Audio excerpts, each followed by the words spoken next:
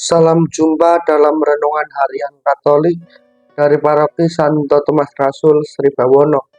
Hari ini Sabtu 20 Juli 2024. Kita akan merenungkan bacaan dari Injil Matius bab 12 ayat 14 sampai dengan 21. Saudara-saudari seiman, materialisme ternyata tidak hanya menjadi gaya hidup manusia zaman sekarang ini. Orang yang hidup pada zaman Mika juga mengalami hal demikian. Orang-orang Yehuda cenderung memperkaya diri dengan cara yang jahat. Materialisme berakar dari ketamakan. Ketamakan itu membuat mereka iri atas segala sesuatu yang dimiliki oleh orang lain.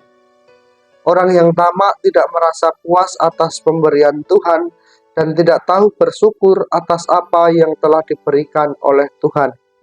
Ketamakan membuat orang melakukan dan menghalalkan segala cara untuk memperoleh apa yang diinginkannya. Mudah-mudahan kita tidak termasuk orang yang demikian. Saudara-saudari seiman, Rasul Paulus mendorong kita untuk mencukupkan diri dengan apa yang kita miliki. Ia mengingatkan bahwa hasrat untuk kaya bisa membinasakan manusia. Kabar baik bagi kita adalah kita dapat bertobat dari ketergantungan pada harta atau obsesi pada sesuatu yang belum kita miliki. Saudara-saudari seiman, Injil hari ini berkisah tentang Yesus yang dikenal bukan karena kehebatannya, tetapi karena misinya.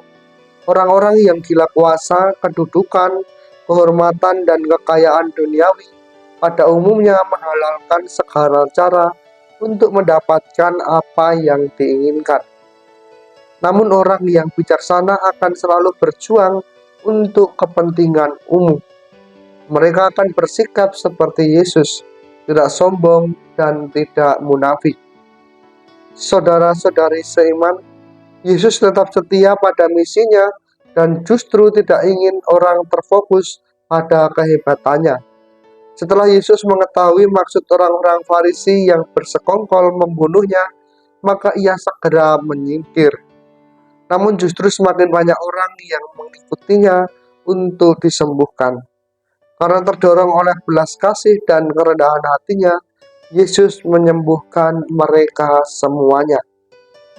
Saudara-saudari seiman, kehebatannya itu ingin disiarkan orang banyak, terlebih mereka yang telah mengalami kuasa kesembuhan darinya. Yesus melarang mereka memberitakan kuasa kesembuhan itu karena tidak mau orang yang mendengar berita ini kemudian datang kepadanya dengan motivasi yang salah. Bila berita-berita ini tersiar, maka akan kaburlah misi kemesiasannya. Karena itu Yesus menegaskan kembali dirinya sebagai penggenap nubuat Nabi Yesaya. Pertama, ia adalah utusan yang dipilih Allah, dikasihi dan yang berkenan kepadanya. Allah sendiri telah memberikan otoritas kepada Yesus dan menjadikan dia perantara bagi bangsa-bangsa. Kedua, kehadirannya tidak ditandai kegembaran, perbantahan, teriakan, dan tanpa publikasi. Yang ketiga, misinya untuk menegakkan hukum dan membawa kemenangan bagi orang-orang yang tertindas dan tak berpengharapan. Dialah satu-satunya sumber pengharapan dan kehidupan umat beriman. Saudara-saudari seiman, sebagai pengikut Yesus, kita semestinya meneladan seluruh hidup dan sikap Yesus, serta menuruti apa yang menjadi sabdanya. Untuk itu banyak hal dari hidup kita selaku murid-murid Tuhan Yesus yang masih perlu kita benahi. Kehadiran kita mestinya menjadi kehadiran yang bernuansa pewartaan. Kehadiran kita mestinya menjadi kehadiran yang mencerahkan, yang memberi peneguhan bagi mereka yang patah semangat, yang melahirkan solusi bagi mereka yang tengah kebingungan, yang menunjukkan arah kebenaran bagi mereka yang tengah terjebak dalam kesesatan. Kehadiran itu mestinya menjadi kehadiran yang membuat semakin banyak orang mengarahkan pandangannya pada kebenaran, pada Allah sendiri.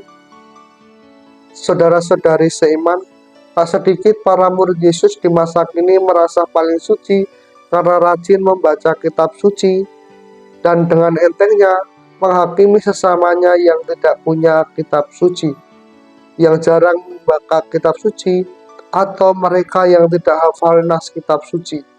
Mereka yang rajin ikut misa harian, mengaku dosa, serta mengikuti aneka devosi sudah merasa memiliki surga, sehingga dengan mudahnya menentukan surga atau neraka bagi sesamanya. Saudara-saudari seiman, mari kita mengingat dalam perjalanan hidup kita sehari-hari, Dia yang kita sebut sebagai Tuhan dan Guru tidak mematahkan buluh yang terkulai. Dia tidak memadamkan buluh yang pudar.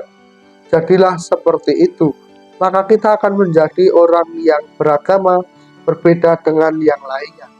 Kita harus lebih istimewa dari orang lain, karena Tuhan kita pun sudah memberi teladan secara istimewa.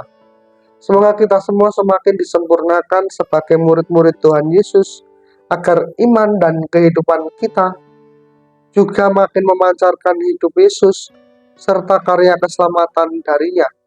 Semangat hidup seperti inilah yang dikehendaki oleh Yesus, dan juga sebagai wujud konkret kesatuan diri kita dengan Sang Hamba Allah itu.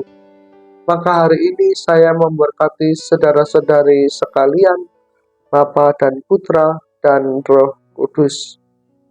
Amin.